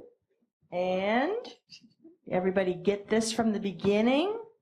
If you didn't, now's your time to do that. And let's give our speaker volunteers a final round of applause. Great job. Thank you for stepping up and taking the journey. Once again, let's give Lynn and all the speakers and all the coaches a round of applause. Thanks, everybody. Safe travels home, and we'll see you next month.